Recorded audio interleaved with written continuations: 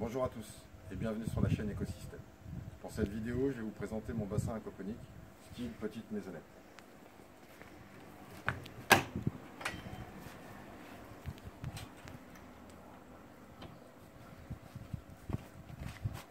Donc, mon bassin se constitue de deux parties. Donc, c'est une cuve IBC que j'ai coupée en deux. Une partie 700 litres pour les poissons qui est semi-enterrée et une partie au-dessus, bac de culture, table à marée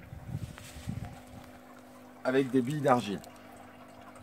Et j'ai un cycle à peu près environ toutes les 15 minutes. Donc j'ai mis une pompe 2500 litres dessus qui me remonte l'eau jusqu'à la petite cheminée que vous voyez. Et en fin de compte, ça c'est mon compartiment à filtre.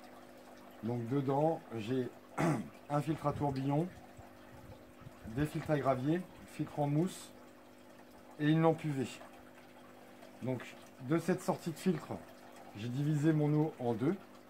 Donc une première partie, une gouttière qui est dans le toit végétal avec 7 emplacements.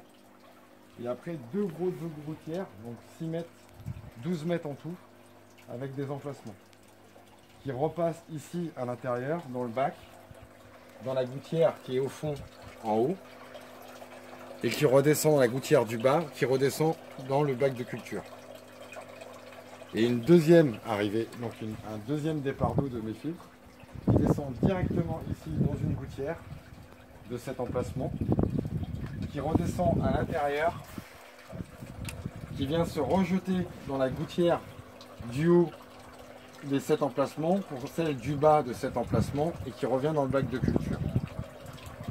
Donc pour ce faire, j'ai mis mon bac de culture sur roulette de façon à pouvoir contrôler l'ensoleillement pour les poissons l'été et pour raison de sécurité par rapport aux enfants. Si vous avez des enfants, vous fermez, comme ça il n'y a pas de problème de noyade.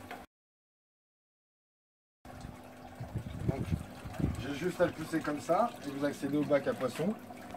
Bon là ils sont un petit peu timides, ils restent un peu dans le fond parce qu'on a eu des températures assez basses et comparé aux températures qu'on a eues ces derniers temps, là ça leur fait vraiment bizarre.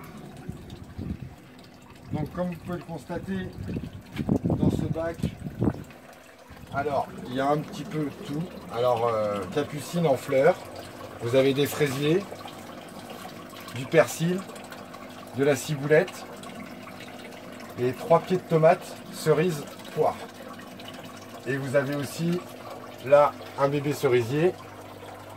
Et derrière là-bas, je ne sais pas si on pourra le voir, mais vous avez de la vigne. Là, vous avez une petite feuille de vigne. Donc, on pourra le voir après à partir de la partie technique. Derrière. Donc, ça, je peux le refermer. Donc, ça, c'était pour la première partie. Donc, le cheminement, ça descend. Première gouttière, deuxième gouttière, bac de culture. Le deuxième circuit, gouttière du haut de cet emplacement. Et vous arrivez, hop là, ça redescend ici. Et ici, vous avez, pareil, ça se redivise en deux. Donc là-haut, c'est en deux. Et cette partie qui est en deux, je la redivise en deux. Une partie qui retourne à l'intérieur au niveau de la première gouttière et qui redescend ici et qui fait le cheminement pareil. Et une deuxième qui descend ici. On le cache derrière le tuyau. Et donc ici, si je mets ça comme ça, vous allez voir, vous avez une petite arrivée d'eau. Donc ce bac là me permet à mettre tous mes purins et qui vont directement dans le bac. Donc celle-ci va dans la table à marée et celle-ci du bas va directement dans le bac. Donc là j'ai la partie technique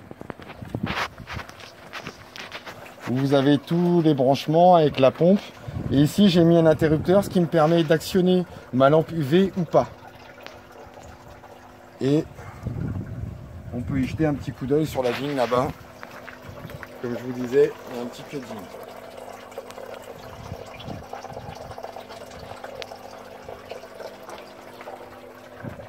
Donc maintenant on part sur les deux gouttières extérieures qui ne font pas partie du toit végétal. Donc vous avez de la capucine Black Velvet qui commence à repartir malgré la fin de saison. Mais elle a beaucoup souffert, elle a été attaquée par les nuisibles. Après vous avez de la ciboulette de cette année, des graines au printemps quand ma ciboulette a été en fleurs, j'ai remis des graines et du coup du bébé ciboulette qui commence à partir.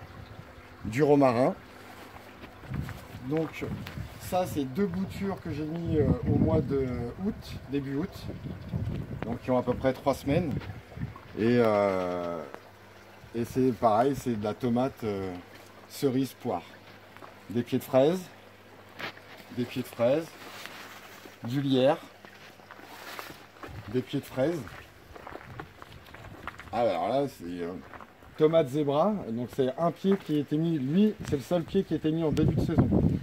Donc ici, il y avait une capucine qui a eu du mal à survivre.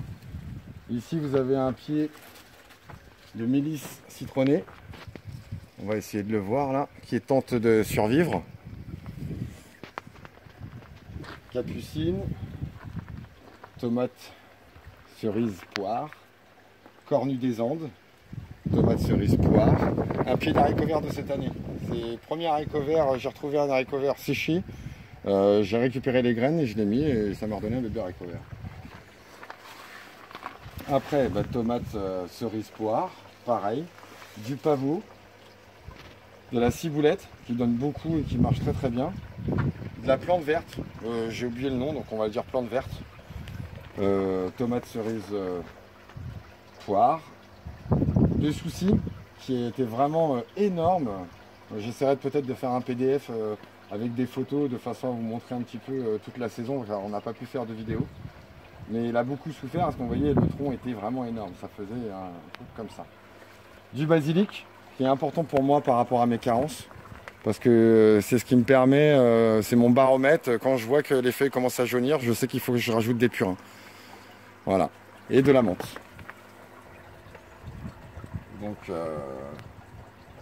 Donc cette année, j'ai vraiment mis aucun complément acheté. Ça a été que des purins de plantes, à part le fer, où j'ai été obligé de rajouter du fer chélaté, parce que j'arrivais pas, malgré 10 litres de purin d'ortie par semaine, à compenser la demande de fer. Donc, et là, alors la partie du toit végétal, j'ai fait une planche, le plancher en OSB3, des chutes qui me restaient des travaux à l'intérieur. J'ai mis une bâche plastique, j'ai mis du géotextile et à peu près environ 15 cm de terre.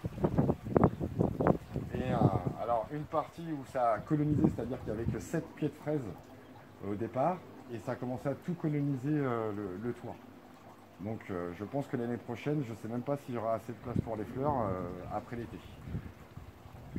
Donc voilà, je pourrais vous faire d'autres vidéos pour vous expliquer. Maintenant, on ne peut pas tout dire sur une seule vidéo, donc si vous avez des explications ou des commentaires à faire, n'hésitez pas. Sur ce, je vous dis bonne journée et à bientôt.